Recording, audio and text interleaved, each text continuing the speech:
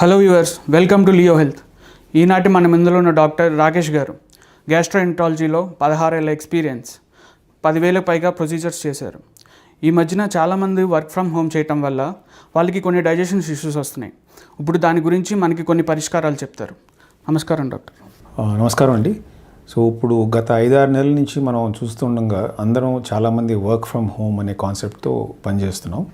So దానివల్ల corona నుంచి దూరంగా ఉండటం అనేది ఒక ఎత్తు అయితే, దానివల్ల సైడ్ ఎఫెక్ట్స్ అనేవి చాలా వస్తున్నాయి న్యాచురల్ లైఫ్ స్టైల్లో.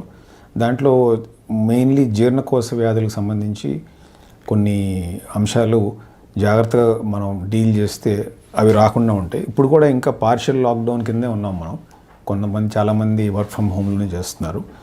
సో జనరల్గా ఏంటంటే ఈ తినే ఆహారపు అలవాట్లు అనేది మనకి జాగ్రత్తగా చూసుకోవాలి. ఆహారపు అలవాట్లు ఎలా మేనేజ్ చేసుకోవచ్చు అంటారు సార్?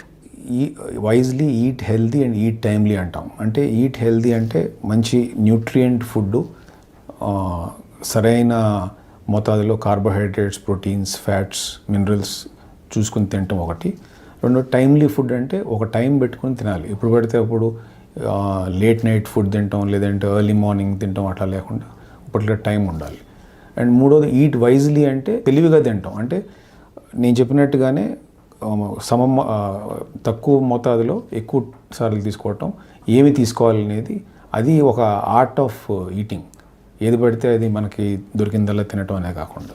సో ఇవి బేసిక్ ప్రిన్సిపల్స్. సార్ ఇప్పుడు లాక్డౌన్లో చాలామంది ఎక్సర్సైజులు కూడా చేయట్లేదు.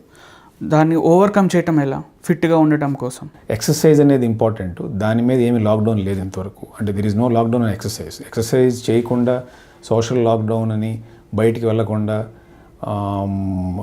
ఫుడ్లో కూడా జాగ్రత్తలు తీసుకోకుండా ఏది పడితే తినేసి ఊబకాయం వల్ల ఒబిసిటీ లావ్ అయిపోవటం అనేది అదంతా మన చేతుల్లో ఉంది. ఎక్సర్సైజ్ చేయకపోవడం అనేది it's all in our mind set. మనం చేయాలి అనే దృక్పథం ఉంటే ఎక్సర్సైజ్ చేయగలం, చేయలేవద్దు అంటే చేయలేం. So it is as simple as that.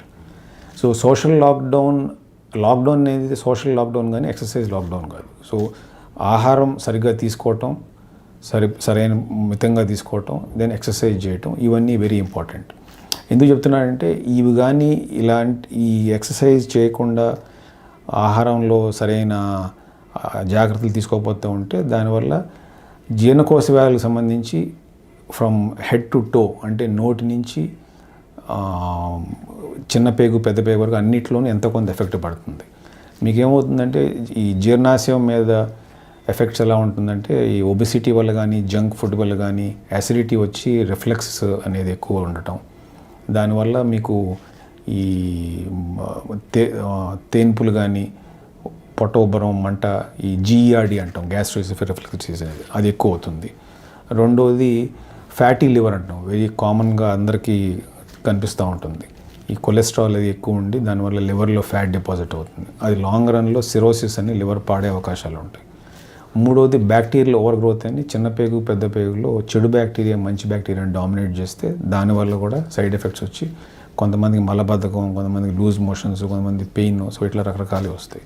So ఇవన్నీ ఏంటంటే ఇన్ జనరల్గా వచ్చే ప్రాబ్లమ్స్ గ్యాస్ట్రోఇంటెస్టైనల్ దాంట్లో.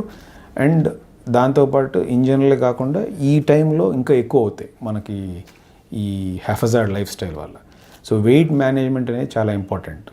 సో దానికి ఏంటంటే ఎవ్రీ వీక్ వెయింగ్ మెషిన్ కానీ ఉంటే, నా సలహా ఏంటంటే ఆ వెయింగ్ మెషిన్తో వెయిట్ చూసుకోవటం, అంటే వెయిట్ పెరుగుతున్నామా లేదా అనేది అది ఒక పద్ధతి. అంటే అట్లీస్ట్ మనం ఇమాజిన్ చేసుకుని ఏదో బట్టలు లూజ్ అయినాయో లేదంటే టైట్ అయినాయో అని కాకుండా వెయింగ్ మెషిన్తో ప్రాపర్గా ఒక వెయింగ్ స్కేల్ ఉంటే బాగుంటుంది. ఇంకోటి ఏంటంటే అందరికీ అన్ని ఫుడ్స్ పడవు. అలా అని చెప్పి నేను ఒక్కొక్కరికి ఈ ఫుడ్డే తినాలని నేను చెప్పట్లేదు. కార్బోహైడ్రేట్స్, ప్రోటీన్, ఫ్యాట్స్ ఈ కామన్ పీపుల్కి ఎలా తెలుస్తుంది సార్ ఎంత మోతాదులో తినాలి ఏంటి అనేది? సో బేసిక్గా మనం తినే ఫుడ్లో జనరల్గా చూసేది ఏంటంటే కార్బోహైడ్రేట్స్, ఫ్యాట్స్, ప్రోటీన్స్ అనేది చూస్తాం. సో ఒక సింపుల్ సూత్రం ఏంటంటే మనకి ఆహారం కావాలి తినటానికి, తిని జీవించడానికి. సో దాంట్లో కార్బోహైడ్రేట్స్ అనేది, ప్రోటీన్స్ అండ్ ఫ్యాట్స్ అనేది అన్నిట్లో ఉంటుంది. మనం ఏ తినే ఫుడ్లో అయినా ఈ 3 బేసిక్ రెసిపీస్. సో మనం గుర్తుంచుకోవాల్సింది ఏంటంటే 1 గ్రామ్ కార్బోహైడ్రేట్ అంటే రైస్ లేదంటే ఈ జొన్నలు ఇలాంటివన్నీ 1 గ్రామ్ తింటే 4 క్యాలరీలు మన బాడీలోకి వెళ్తుంది. అదే 1 గ్రామ్ ఫ్యాట్స్ అంటే ఆయిల్ కానీ స్వీట్స్ కానీ ఎనీథింగ్ ఆయిలీ ఫ్యాటీ ఫుడ్, అది 1 gram is equal to 9 calories. Proteins కూడా, ప్రోటీన్స్ అంటే అవి మన ఈ పప్పుల్లో ఉండొచ్చు, పప్పు ధాన్యాల్లో, లేదంటే ఎగ్, నాన్ వెజ్ చికెన్ వాటిలో ఉండొచ్చు. సో అది 1 గ్రామ్ తింటే 4 క్యాలరీ వెళ్తుంది. సో ఈ లెక్కన మనం ఎంత తింటున్నాం అనేది గ్రామ్స్ ప్రకారంగా చూసుకుంటే, ఇన్ని గ్రామ్స్ తిన్నాము కార్బోహైడ్రేట్స్ అంటే దానికి ఇంటూ 4 చేసుకోవాలి. ఇన్ని గ్రామ్స్ ప్రోటీన్ తిన్నాము అంటే ఇంటూ 4 చేసుకోవాలి. ఇన్ని గ్రామ్స్ ఫ్యాట్ తిన్నాము అంటే ఇంటూ 9 చేసుకోవాలి. సో ఆ విధంగా మీ బాడీ వెయిట్కి సరిపడా ఎంత క్యాలరీస్ కావాలనేది మనం మెజర్ చేసుకుని అప్రాక్సిమేట్గా తినటం అనేది మంచి పద్ధతి. ఇప్పుడు సార్ కరోనా వచ్చిన టైంలో చాలామంది చికెన్ తింటే ప్రోటీన్ వస్తుంది, కరోనా కొంచెం తగ్గుతుంది అని అది ఎంత మటుకు నిజం అంటారు? అది ఒక రకంగా నిజం. ఏంటంటే బాడీ ఇమ్యూనిటీ పెంచడానికి మనకి కొంచెం పౌష్టికాహారం కావాలి. సో బాడీ ఇమ్యూనిటీ పెంచి ఈ కరోనా వైరస్ ఏదైనా వచ్చినా రాకుండా ఉండడానికి ఫైట్ చేయడానికి. అలా అని చెప్పి మితిమీరంగా తిన్నామంటే దానివల్ల ఈ ఊబకాయం వచ్చి ఈ సైడ్ ఎఫెక్ట్స్ అన్నీ వస్తాయి.